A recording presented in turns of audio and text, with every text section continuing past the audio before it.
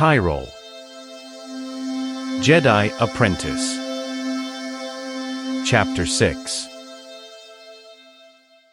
Master Zunmink and the 3 Padawans are sitting down.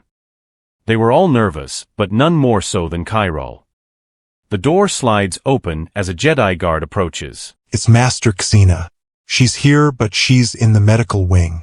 Kyrol is about to run out of the room before Master Zunmink puts a hand on his shoulder, calming Kyrol down a bit. He escorts the Padawans to the medical wing and sits outside, allowing the 3 to go into the room. Master! Inside the medical wing was Master Xena, submerged in a Bacta tank with medical droids working at the terminals. Standing in front of the tank was Master Jot, his hand on the glass. How is she? Asks Kyrol. She is alive, but in critical condition right now, Said one of the medical droids. What happened? Who did this? Angrily states Kyrol. It was at this moment Master Zunmink entered. Master Jot looked away in shame for a moment, before turning to face his fellow master and the Padawans. From what Master Xena told me before she passed out, this seems to be the work of a Sith of some kind. All 4 Jedi are in complete shock at what they hear. Frankly, it seemed impossible. The last known Sith were killed some 200 years ago by the Army of Light. How could they still be alive after all this time? You 3 can stay here for now. Me and Master Zunmink must inform the council on this matter. Master Jot gives his respects to Kyrol as they leave. Kyrol goes up to the glass and places his hand on it. Please be okay, Master. I can't lose you. Tears form in Kyrol's eyes as his voice breaks. Please. Please pull through. The 3 Padawans sit in silence for what felt like an eternity until the medical droids force them to leave. As the Jedi leave, they discuss what they had just learned. How can the Sith still be around? We know they were wiped out. And yet one of them attacked my master. Retorts Kyrol. Hey, your master wasn't the only one who was attacked. Other Jedi were killed. Me and Master Zunmink were close to being killed. Both you and Master Xena could have died. Liam responds back with a hint of anger. Calm down, both of you. Look, it's clear that the council aren't doing anything, so we should stop this ourselves. Both Kyrol and Liam are taken aback by Dacia's words. Agreed. Kyrol says confidently. No way! It's far too dangerous. If they can kill masters, how are we supposed to stand a chance? It's what we should do. The galaxy is counting on us. Liam looks right at Kyrol with an irritated expression. Are you doing this for the galaxy or yourself? Before leaving in frustration. Kyrol wouldn't want to admit it, but he knew deep down a small part of him wanted revenge for his master. The closest thing he has to a mother could be on her deathbed, while her attacker roamed free. I guess he's out. The 2 continue to walk and talk, trying to come up with a plan. You are one of the only ones who has been attacked by these guys. Got any guesses as to who could be leading them? She asks. Kyrol thinks for a moment and remembers back to his first interaction with Master Jot, and how he made strange comments about the Jedi. The only person I can think of is Master Jot. After hearing that, Dacia froze and gave Kyrol an angry glare. How could you accuse a master of something so heinous? Why would he want to do that anyways? Kyrol was shocked by Dacia's sudden burst of rage. He must have said something that she took personally. Why do you care so much for one master who isn't even yours? Dacia snaps back. Because he saved me. She continues. When I was born, my parents were addicts. To the point in which they had to sell me so they could have the credits for death sticks and other drugs. I was left in the hands of a vile Rodian who treated me more like a slave than a child. The only thing I had from my parents was a green crystal, the same one I have in my lightsaber.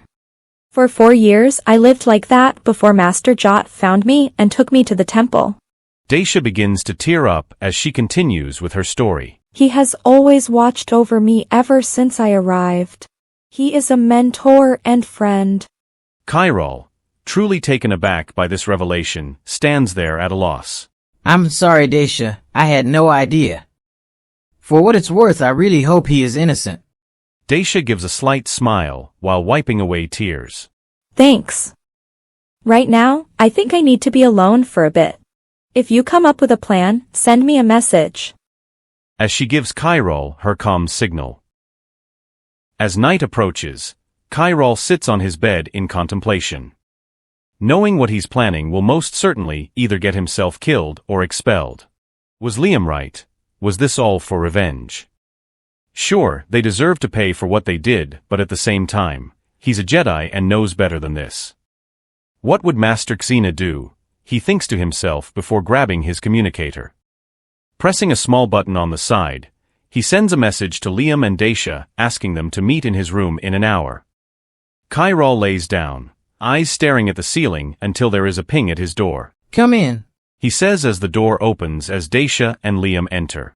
Thank you both for coming. What is it, Kyrol? He was clearly still not over their little argument. Firstly, I'm sorry for how I acted to both of you. I was just so worried about Master Xena that I couldn't see past it. If you still want, I could use your help in finding those responsible, but as Jedi. Both look to each other for a moment, trying to decide what to do. Well, if I know you, you're going to do it anyways and probably get caught. I'll help, said Liam. Daisha stares at the floor for a long moment. Despite what you said about Master Jot, I don't want any more Jedi to die. I'll help as well. There is a long pause before Kyrol speaks. We'll need to get any information of these daggers and the Sith. Plus, a ship that can get us to Ossus that the Jedi wouldn't notice being gone. Wait, what about the security droids? Asks Liam. That shouldn't be too hard. Just make a loud noise and they'll investigate. So, who's doing what? Inquires Daisha. Well, I am not going to go to the archives. Master Zumink already changed his passcode from the last time I tried to look up restricted information. I'll do it. Besides, Master Jot is the leader of the task force. I bet I can figure out his passcode. Daisha replies. Then I'll look for a ship. I'm the best pilot out of the three of us. Shouldn't be too hard. What about you? Says Liam looking at Kyrol. I'll get the coordinates for Ossus, and we'll meet back here. The two Padawans nod in unison as they each head out to complete their task. Daisha goes into the Jedi archives and accesses a nearby terminal. Here's hoping he hasn't changed his passcode. She thinks to herself. She types in a passcode, giving her access to all the information of the daggers and Sith. He really needs to change his passcode. That was too easy. As she searches through all the information, she finally finds the daggers. Reading the information closely, her eyes grow wide. Pulling out a datapad, Daisha transfers the information for later use and quickly leaves before anyone can see her.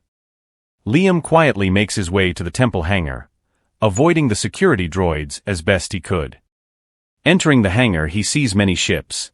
These were some of the best ships the Order had, so they definitely noticed them missing. Finding another room, he found older ships, many of which were either rusted or falling apart to be of any use. Walking around, he tried in vain to find a suitable ship until out of the corner of his eye he saw one. It was an old XS Stocklight freighter. The ship definitely had seen better days. Its dark green and silver color scheme was mostly gone with only a few chips of paint left. Some of the panels were missing, exposing the inner workings of the vessel. Well, this will have to do. Hope I can pilot this thing, he says to himself. As he's sneaking back out, he hears a faint noise. Intrigued, Liam investigates. Hiding behind a large stack of crates, he hears someone speaking on a hologram. As he gets closer, he can make out the person holding the hologram. It's Master Jot. Good work. Everything is going to plan, and they will all be gone soon. Liam quickly and quietly makes his way out of the hangar and back to Kyrol's room. Kyrol walks into the medical wing. He hated doing this, but he knew he had no choice. Slowly entering the door, he notices that the medical droids weren't in there. Thank the Force, he mumbles to himself. Finding Master Xena's datapad, he looks through it until he found Ossus. He quickly copies the information to his own datapad. Before leaving, he sees Master Xena still in the Bacta tank. He approaches the tank and places his hand on the glass before lowering his head. Forgive me, Master, but I must do this. We will see each other again. I promise. Kyrol leaves the medical wing, and just as the door shuts, Master Xena's hand reaches out and touches the same spot that Kyrol just touched, before it goes limp once again.